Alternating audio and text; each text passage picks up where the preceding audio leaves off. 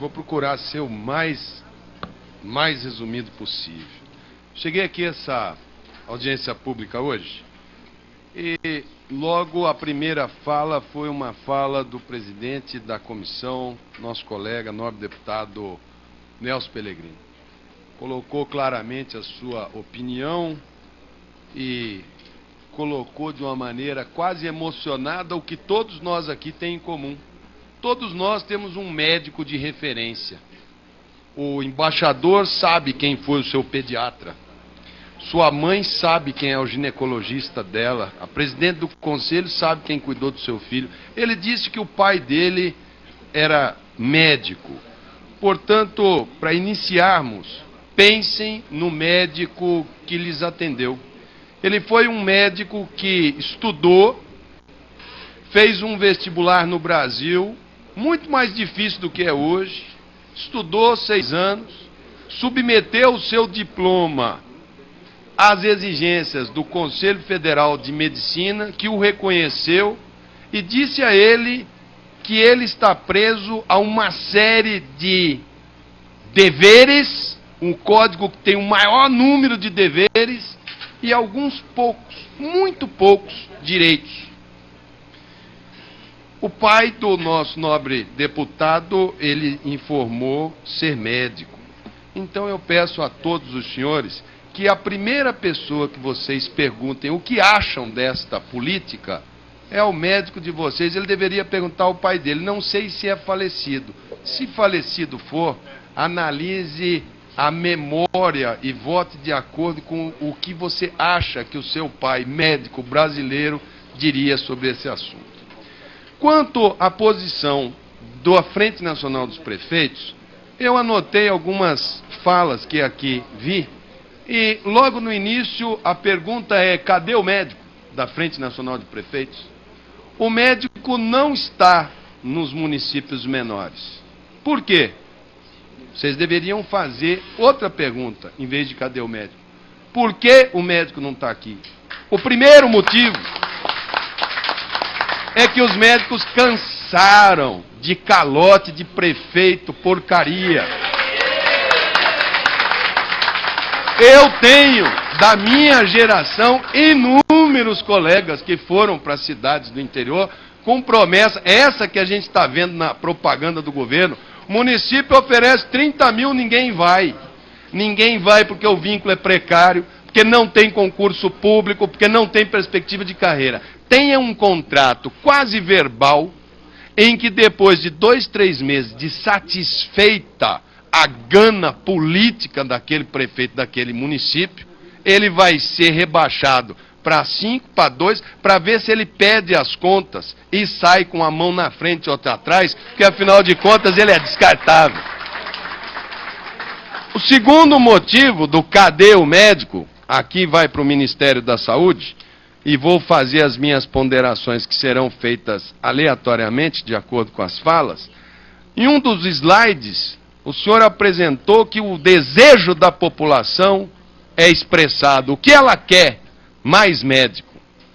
E o governo, que se pauta por marketing, João Santana é o 40º ministro, está vendo que a avaliação do governo Lula era 60% negativa em saúde. Do governo Dilma, a avaliação dela é 78% negativa em saúde. O ano que vem tem eleição presidencial. E esta articulação é para dar uma resposta eleitoreira para a população, para satisfazer aquela resposta de uma população que, quando instada a falar, é ruim o sistema de saúde? É. Qual é a solução? Ela fala, eu quero mais médico. É a maneira dela falar que ela quer mais saúde. Cada médico, senhor presidente, eu estou controlando ali o máximo possível, senhor presidente. Cada médico, ele pede, em média, 3 exames por consulta.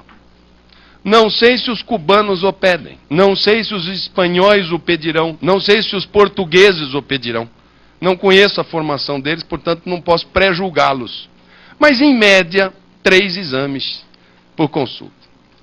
Hoje, o tempo médio, se nós temos hoje, no Brasil, algo em torno de 300 mil médicos trabalhando, se todos dessem uma consulta paralela ao mesmo tempo, nós teríamos, em média, 900 mil exames solicitados.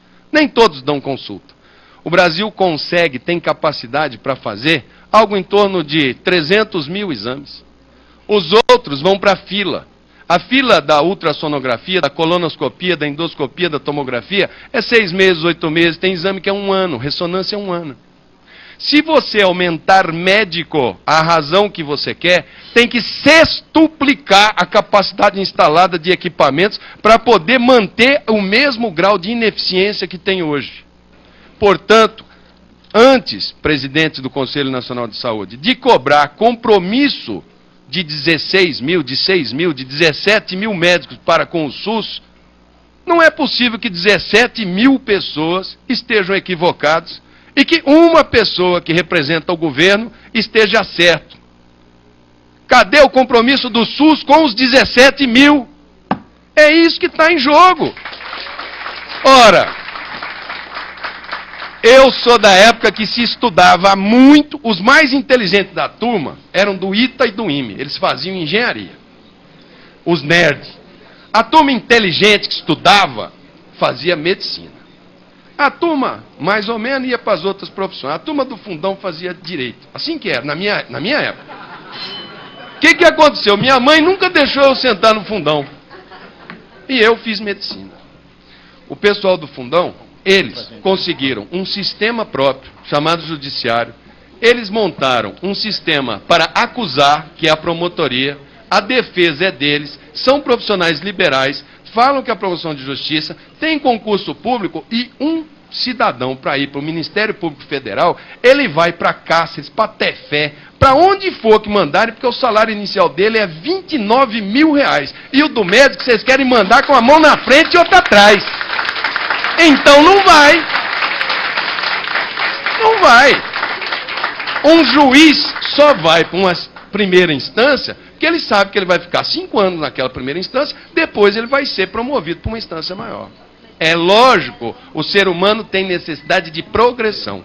Ao menino que passou em primeiro lugar no vestibular do Piauí, louvável, prepara Piauí, porque se você não tiver uma proposta para ele, quem vai abrir a Copa do Mundo no Brasil é o nosso neurofisiologista, não é? Ele está fazendo a pesquisa, nosso candidato a Oscar, como é o nome?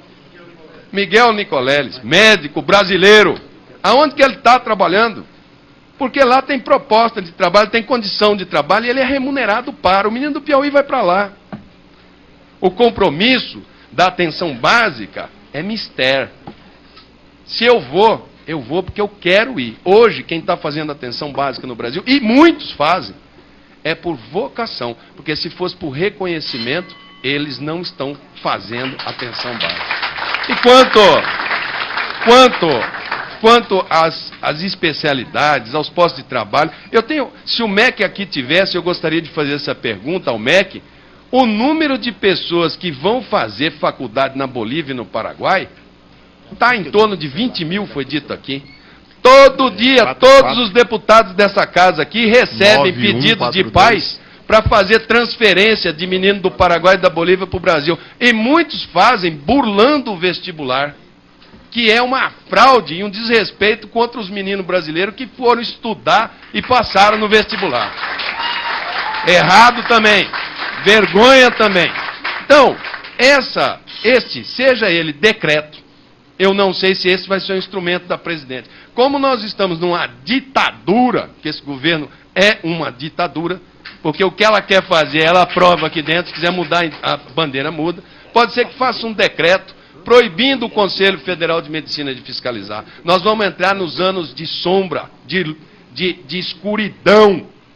Os corpos que os médicos de Cuba produzirem, os mortos, ficarão com as suas lápides na frente do Palácio do Planalto.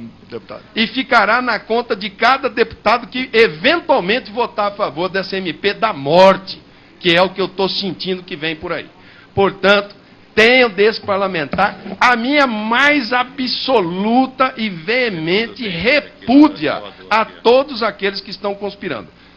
Deixando bem claro, aqueles que se submeterem à prova, sejam formados na Índia, no Paquistão, no Japão, na Coreia, em Cuba, no Paraguai, e que forem aprovados no Revalida, são bem-vindos e têm o seu registro feito no Conselho Federal de Medicina e vão se submeter às regras do governo brasileiro, que vai lhes oferecer os postos de trabalho com esses médicos que estão aí. Sem prova, sem se submeter, ao meu ver, o ministro da Saúde, se assim o proceder, e todos os médicos que compactuarem com isso, devem ser denunciados ao Conselho Federal de Medicina e devem ter os seus registros de medicina suspensos, porque estão prejudicando a população brasileira.